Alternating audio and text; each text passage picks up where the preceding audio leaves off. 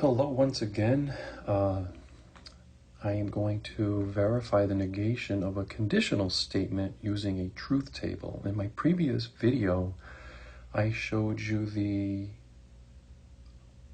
proof to verify the negation of a conditional statement, and we did some examples and many different ways of writing the negation of an and or an or statement, a conjunction, disjunction, that sort of thing. And now I'm strictly going to use a truth table to prove that, okay? So, this is going to be a little different, and some of you probably have seen truth tables.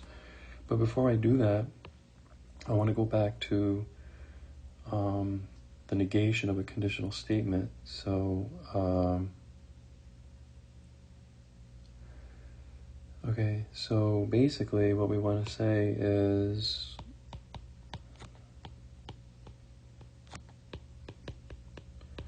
the negation of P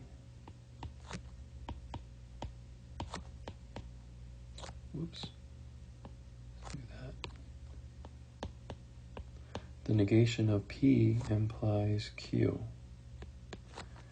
is P and not Q. All right? So what does that mean in symbolic form, okay? Remember, there are many ways you can write it, okay? I'm just going to use the tilde. That seems to be the common one, so...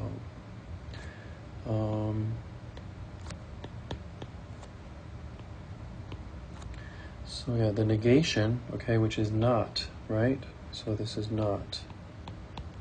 This is the negation I was referring to earlier. All right, so if you have P implies Q, and then you want to negate that, so we say the negation of P implies Q, okay, is logically equivalent to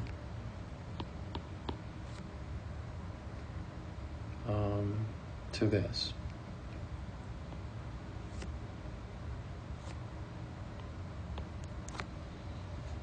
Okay,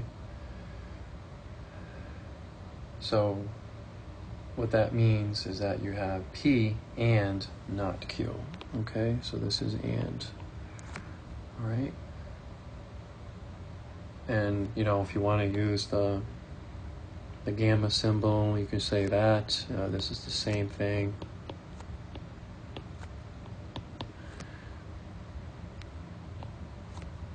It's just what your preference is, I'm going to use the parentheses because we don't want to get that gamma sign, which means not. That's not a 7, it's a gamma sign. We don't want to get that confused with the or, all right? So, as long as you know which is which and what's what. So it doesn't matter what symbol you pick, just pick one, and go, and that's what it means. So again, this is logically equivalent, so make sure that we understand that. Logically equivalent. Okay. All right, so let's do a truth table rather. Let's go to the next slide, and we'll check it. We'll verify this, if this is correct or not, okay? So when we do a truth table, we always want to start with our P statements and our Q statement, the P column and the Q column. So we're going to probably, excuse me, I'm going to go ahead and use, I guess I can use red. So we'll have our P column, all right, and then we'll have our Q column, and then we'll have our not Q column, and then we'll have P implies Q column. Okay, and then we will have the negation of the conditional statement. Okay, I'm going to use the tilde instead. And then we want the column we just mentioned, okay? P or not Q. All right, so I'll explain everything in a moment, okay? Let's start with the P column. So if you have, no, with a conditional statement, all right, if your P statement is true, and if you have a true Q statement, it doesn't matter what order you do these, as long as you have all four statements, all four combinations that are represented for each truth table you're doing, you're fine. So in this case, we'll just start with, what if you have a true P statement and a true Q statement? Well, if that happens, then if P is true and that implies that Q is true, then the whole statement is true. All right? If you have a false P statement and a false Q statement, then P implies Q. So a false P statement implies a false Q statement, then logically that would be, believe it or not, true. Okay? For this situation. If your P statement is false and your Q is true, then P implies Q will always be true. However, if you have a true P statement and a false Q statement, then your P implies Q will be false. So there are truth tables for, remember, junctions, conjunctions, disjunctions, conditional, biconditional, contrapositive, inverse, all that. And so it helps to understand, if you know a truth table of a conjunction, a disjunction, and a conditional statement. Those are really, really used a lot in a lot of proof tables to simplify more complicated ones, okay? And then we want to make a column of all our negation of Q's, okay? Because if you look over here, okay, you have a negative or a not Q. So let's list that in a separate column ahead of time, all right? And again, if you have Q, and if Q is T, true, what's the negation of that? It's going to be false. All right, if you have a false Q statement, then what's the negation? True. All right, if you have a true Q, then this is going to be false. And then if you have a false Q, then you're going to have true, because you're negating. Negating is the opposite. So you want to make that column separately. Go ahead and do it ahead of time, right after the P and Q column.